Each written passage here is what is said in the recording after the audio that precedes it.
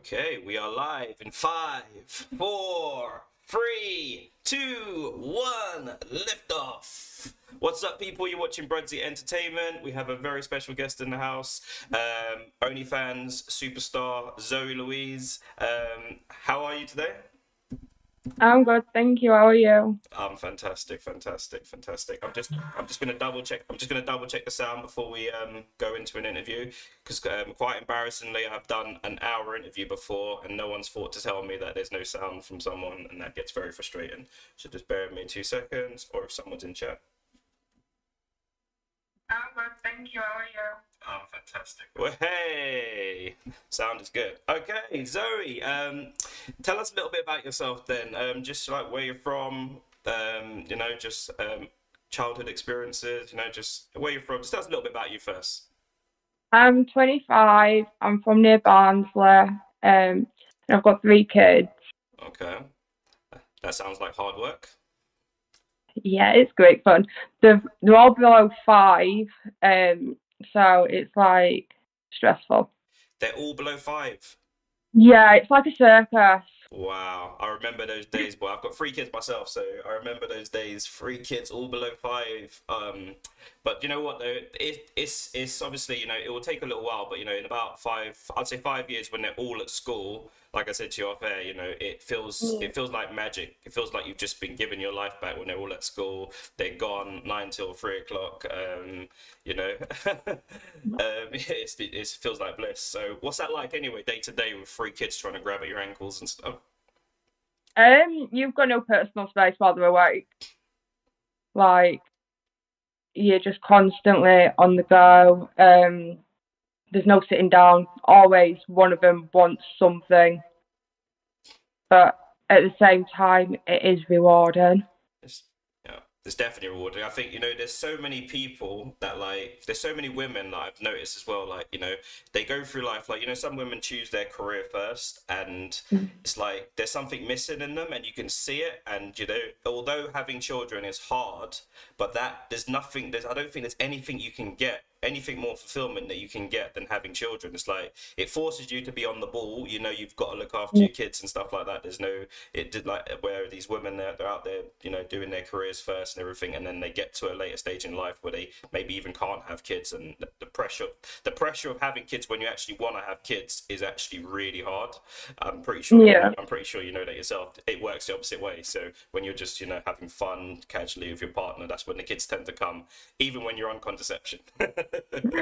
yeah, they won't plan, but I won't be. I don't regret having them. Definitely, definitely. Once they're here, you can't regret it, can you? Really, it's just one of those things. No, But you can't. it's like so nice, just like seeing their faces light up by something so like minimal that you do for them.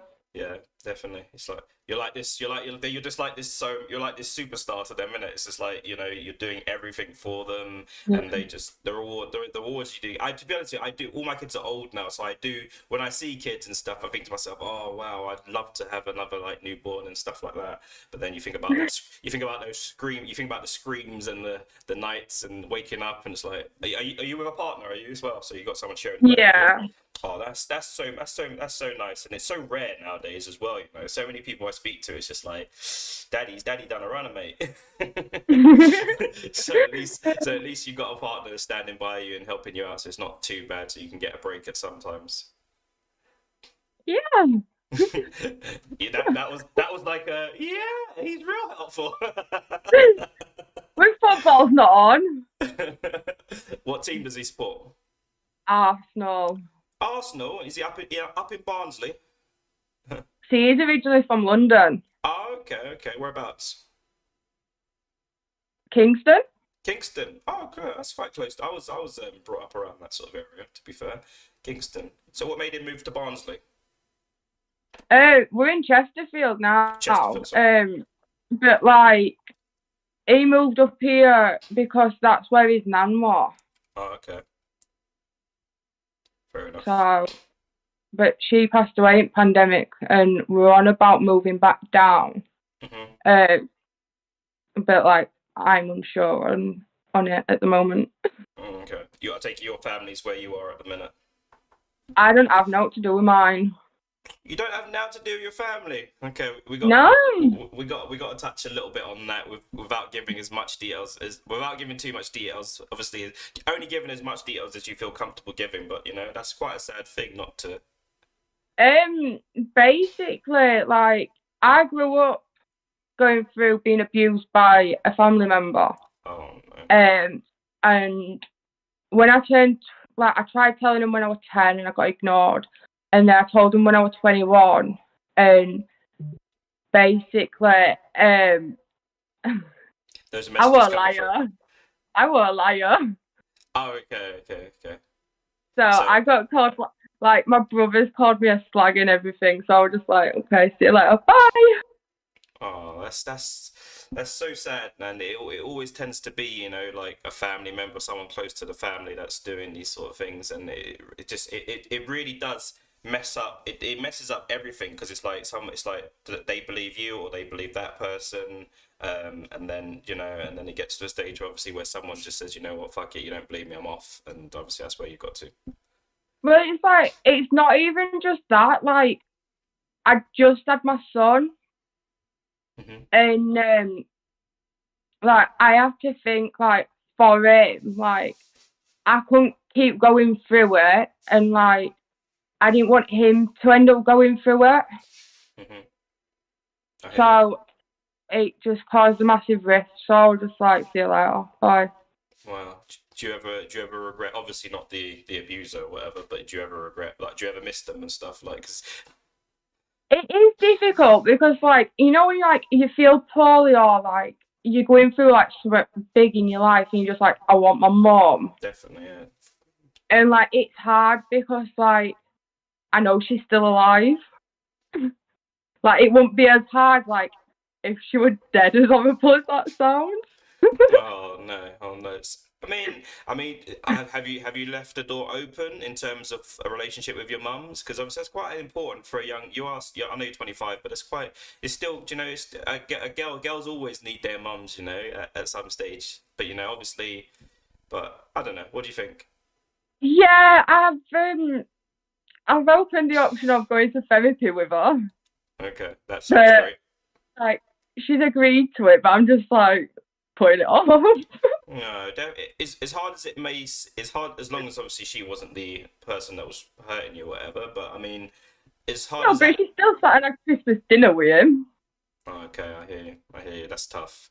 That is real tough, you know, because it's like that's very confusing for children as well. Because you know, I can only and the story, as sad as it is actually not unique. It's so common for this to happen. Someone Mm. within the family is, you know, doing something they shouldn't be doing to one of the children, and then like that parent, it's like they just can't comprehend it. Because when we think of like predators and these perverts, deviant kind of people, we think of them as like strangers in the streets, but unfortunately, it's the people within our house that we actually have to worry about, you know, and that's the sad thing about that, you know, and them, you know, it's like you just can't comprehend it, whether it's like your brother, your sister, your auntie, whoever's done it, it's like you can't, you don't even want to own up to it in your head, but I think definitely it's definitely a tough one, you know, especially if people are labeling you a liar and stuff like that, you know. So that's obviously that's the worst. That's I suppose that's probably the worst thing really about it for you, really, isn't it? Like you're not family not believing you. Yeah, definitely. Yeah, I mean, yeah, that's a tough one. That's a tough one to be fair. Um, okay, so we'll move away from that one swiftly. Okay, tell me some hobbies about you. You said something interesting that you said you did some skateboarding when you was younger, sort of thing. So Yeah, I used to skateboard. Like I started when I was like 12, and then I stopped again, and then I started skateboarding when I was like 16, and then I stopped again when I broke up with my ex boyfriend. you didn't meet him doing skateboarding, did you? Yeah, Oh, okay. Oh, so I get you. So was he kind of like pushing you? Come on, let's go skateboarding. not really, but like it was just like it was pretty decent until like I went on his phone. Oh right, oh right, right, right. So I take it you don't stand for the cheating.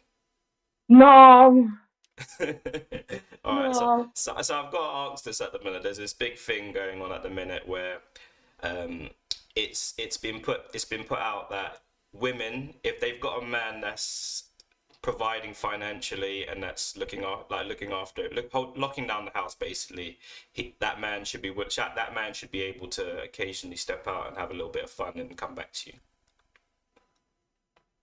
But like window shopping or test driving? Just like a little test, like just so like you're his main girl. He's locking. He tells you he loves you. You're his wifey. You're the number one. But occasionally he pops out, and he might. But you have to think about this though logically. So It's a hypothetical situation. So let's just imagine the guy's a millionaire. He's paid. You got a nice house. You've got a nice car. He's looking after you. You're the main woman. Would you allow that guy to occasionally step out and have some fun? No, we do threesomes instead. What? What did you say? Sorry. So instead of like him going out and test driving other people, Mm. we do threesomes. Okay, that's quite progressive. But a lot of women say that, yeah, and some women do actually say, okay, fine, we're gonna go do that threesome. But once that threesome actually happens, if they spot, like, you have to think about it now. You're with your man, and Yep. he might be passionately kissing this other woman, and you might be thinking, eventually he's gonna get to a stage where he's going at it with her, and you're just like doing whatever, trying to play along, whatever. Like a lot of women in that situation, and I know firsthand about that. They're like, "What the fuck," like, and then the jealousy sinks in and all the rest of it, and then it's like it's fuckery from there. I don't think women can really handle it. They say they can, but what do you think? Yeah. Do you think they can actually? Do you think you can handle your man watching your man? Like, face deep in some face deep in a pet. This ain't a PG show, people. This ain't a PG show. So like we do have boundaries like where it's just me and him that go all in. Okay, okay. But like everything else is just fair play. Fair enough. So am I right in thinking that you might have already been in one of these situations where there's more than one person? Where there's more than you and your partner involved? Yeah. Okay. With another fella or another girl? Just girls. Okay, cool, cool. Isn't that's that? Hey, to be fair, it sounds like he's got it made over there. To be fair, he don't need to sneak out. I would accept that, All right, yeah, we'll bring some girls in. So, are you okay with it all? What if he got a little bit excited, and then like he just grabbed the other girl and started, doing the full Monty on her. Um, I don't know. I'd probably get quite pissed off to be fair. Yeah, so he's got to tread carefully in this situation, then, has he? Well, not really because we've got his boundaries set. So like it's if he pushes the boundaries, then that falls on him, not me. Mm, what do you reckon he'd say if you said, I want to bring another man in, and Yeah, I don't know. No. oh, you personally wouldn't want to do it. No. Okay, fair enough. That's good. He sounds like he's got. Yeah, honestly, that sounds. No wonder you're still happy in a relationship. Jesus, that sounds like a very good situation you got over there. Yeah. Okay. We'll move away from that. We'll move away and we'll sort of go into sort of like the PG stuff over here now. Okay, so what do you see for yourself in the next 5 years? Like, I'm currently doing a midwifery course. hmm Like, I'm done having babies. Like, I'd rather just bring everyone else's babies into the world. yeah, So, I'm doing that. And then I'm also going to go to uni to finish it. But that's about it at the moment. Like, just trying to get that done. I'm doing OnlyFans as well. Okay. Since you mentioned OnlyFans, how does one decide one day they're going to start flashing their Tic Tacs on their boobies Because I on? want some TikToks. Fair enough. Fair enough. Fair enough. So you obviously looking for do you want to get a boob job, or do you say you're Yeah. okay? So you started up OnlyFans to do yeah, to pay for you know, it's crazy though, you know, this OnlyFans business, you know, I do speak to a lot of OnlyFans girls on here, like, and some of these girls are absolutely killing it, like absolutely killing it sort of thing, but it's like it's a very small proportion, and it's quite a hard gig really, so it's like Yeah. some, you know, some girls, they tend to jump straight in, go deep, and it's like they haven't even been financially rewarded properly for it yet, you know. So it's one of those things where you have to less. I think on them situations, like I'm speaking to a lot of girls that do it, like less is kind of more. So the less you show, the more people sort of like, I think, oh wait a minute, I want to actually see those titties. Once they've actually seen them, you know, it's like some guys just like, oh, I've seen it now, I want something else, sort of thing. So Yeah. you have to keep spicing it up. So you have to try and get that fella involved, you know, one of those other ladies. Yeah, Nah, it's been from. fair enough. Fair enough. Fair enough. So I don't know. What's that like? What's that like? What's been the reaction of friends, family? I know family's a sore subject at the minute, but what's been the reaction of friends and stuff? Like my friends are like, go on, like they're like happy for me type of thing, if that's a thing. Yeah, I get you. Like they're encouraging me in that, like they don't care, they're just happy that I'm just doing what I want to do. Mm, Um, so that's good. But like overall, it is quite hard, like maintaining subscribers and that. fair enough. It's quite difficult. Fair enough. Fair enough. Okay. Yeah, it can be quite hard for some people, but you know, it's just I think you just have to kind of like, you know, it's just information, you know, it's things you need to know and stuff like that. Because this girl I spoke to like a little while ago, she was like, I think her first day she made £1,500 in subscribers. Her first day on OnlyFans.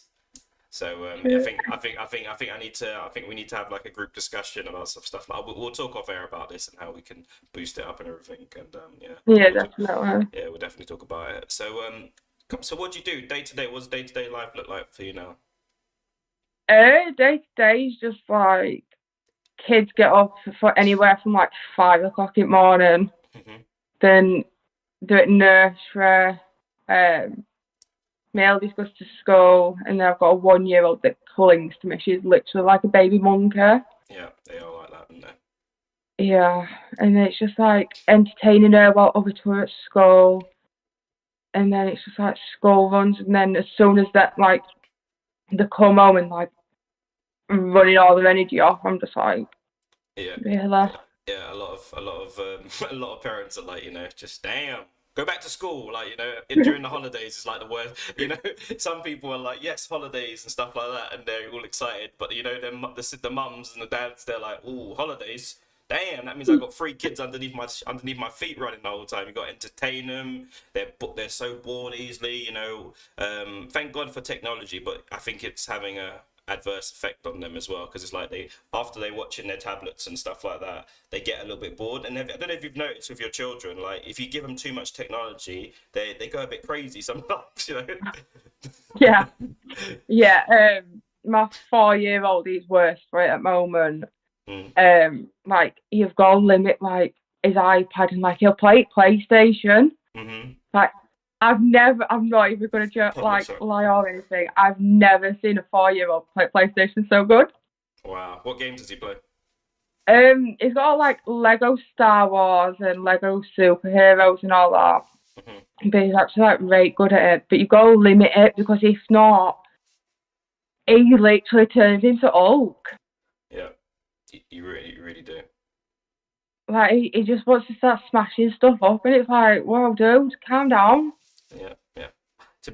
Yeah, and get at 4 years old, geez, yeah, that's very progressive, you know, and that's probably me on a Saturday night when I play some Call of Duty or something. Like I do get a bit angry as well, to be fair. But this technology and stuff, like I've noticed, like with children, like you know, just it just sends them a bit crazy sometimes, you know. Yeah, And it's like what I think it's doing as well with the tablets and everything as well. Is, although we can give them a tablet and they'll sit there and we've got an hour's peace, you know. But I think it's what tends to happen is they tend to just need to want more, more, more. It's like yeah, it just becomes so addictive, and then it's just like damn it, sort of thing. And it's like, so, like I've had to do this a few times where I've taken technology away from all my kids at some stage. And it's like, you know what, technology free zone, and we'll just go for a walk, just go to the park, play some games. Don't know what you do. Like, have you got any sort of off button for them where you sort of switch off from technology and stuff?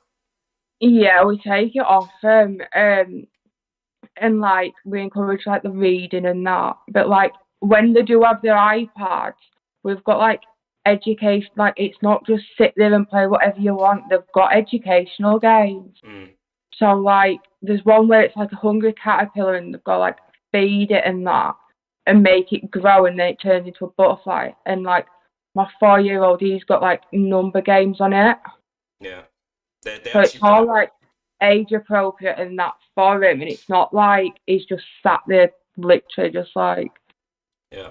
That's good then. That's good because I mean there are some really good games on there. My son used to do that a lot. He used to do countries, continents, and he used to do some maths, the clock, and stuff like that. And it's like it's amazing. It's like we never had any of this sort of technology when we were younger. yeah, So it's just like and where I'm a visual person as well. So like I can learn easier when if I actually see something getting done. So now there's YouTube and everything. You can go on there and you can actually see if there's anything you don't know. They'll actually show you how it's done, and obviously that's how I absorb a lot of my information and stuff. But so that's good for some kids as well that aren't, some kids, we send them to school and there are people, teachers writing on a chalkboard and everything or whatever it is, and they're like the child isn't picking up that information. It's like just they're not picking it up because that's not the way they process information. So it's just quite an important yeah, thing. It's quite an important thing, the tablets and stuff like that. yeah, definitely. Like every kid learns differently and all Yeah, that. definitely. And even adults, even adults. Yeah. Even adults. Okay. All right. So this is a question I asked everyone. Something you know now that you wish you knew 5 years ago. Um. It's a tough one, isn't it? Think about it for a Yeah. little. It's a tough one. Something you know now that you wish you knew 5 years ago.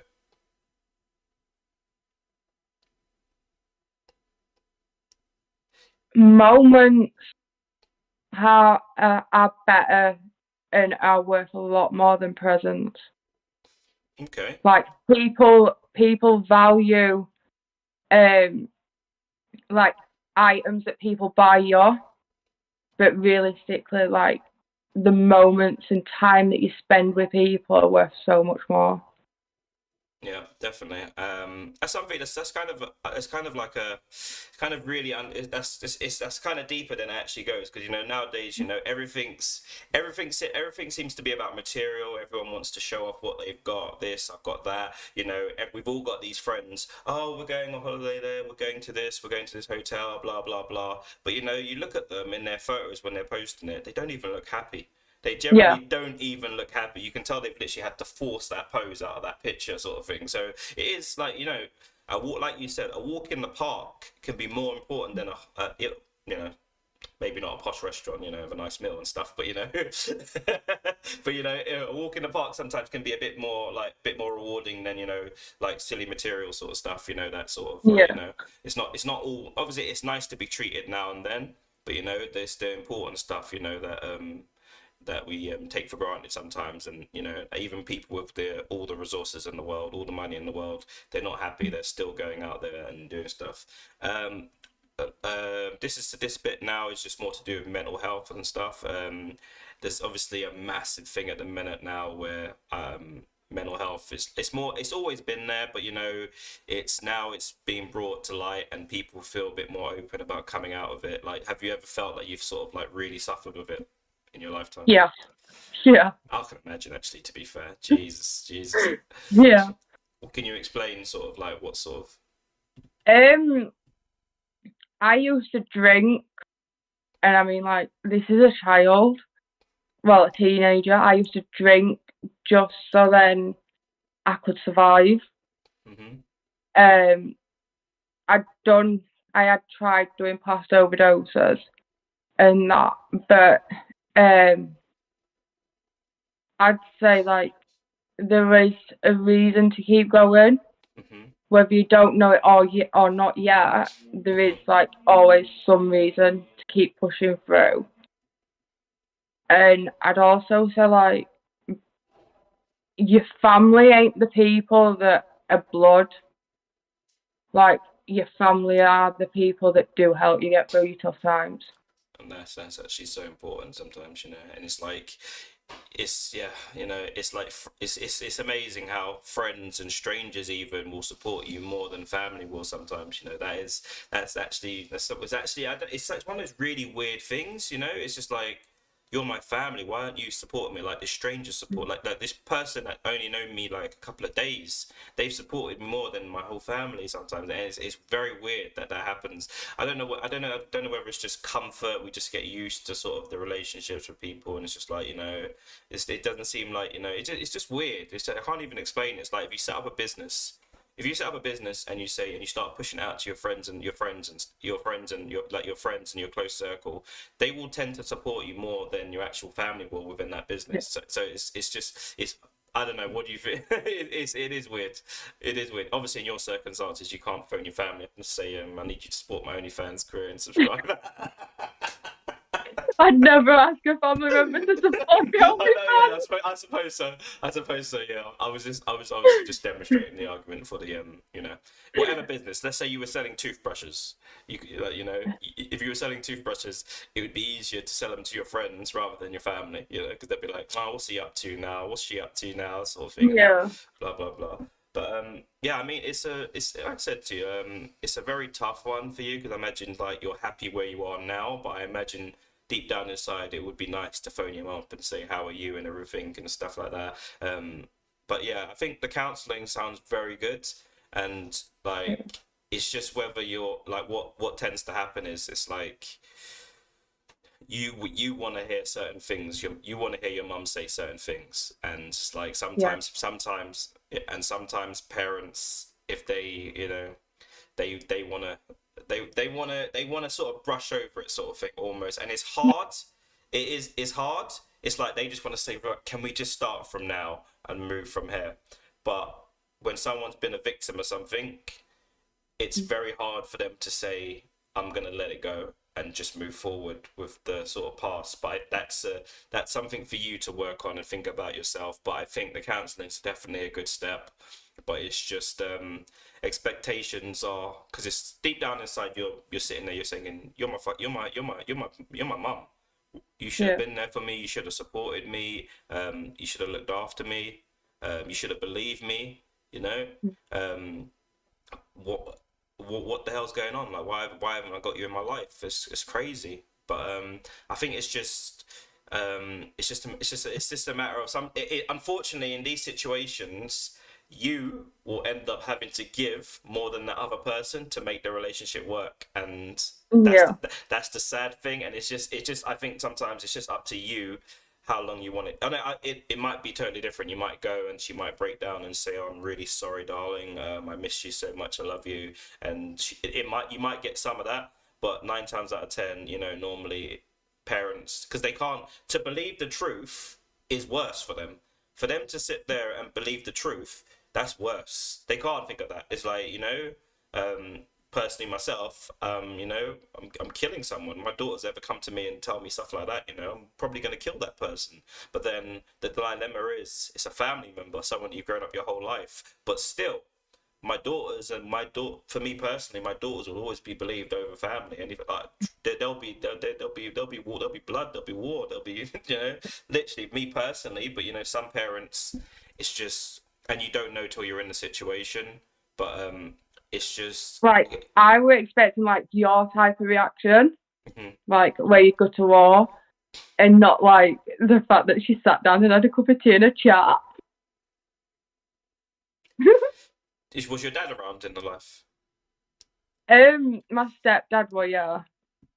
My Okay. real dad won't. Yeah, nice. And this is something that's, you know, that's so important as well. Like dads need to really step up and make sure, like, you know, if you don't have a relationship with the mum, and sometimes they're hard, these breakups, but you have to, you know, you have to sort of suck eggs to sort of make sure there's a relationship with your children and look after them, because you know, for some reason, when children don't have their dads around, their biological dad, and it's not always, because sometimes stepdads step in and do amazing jobs, but for some reason when dads aren't around in their life, it's like that woman and that family and them children become, they're almost like victims to, anyone that comes in could take advantage of them, but when there's a dad around coming to make sure everything's there, everything's locked down with his kids to make sure his kids are all right, it tends to be a little different. But it's something to be very careful, especially with single mums, when they let people into their life, because when they got,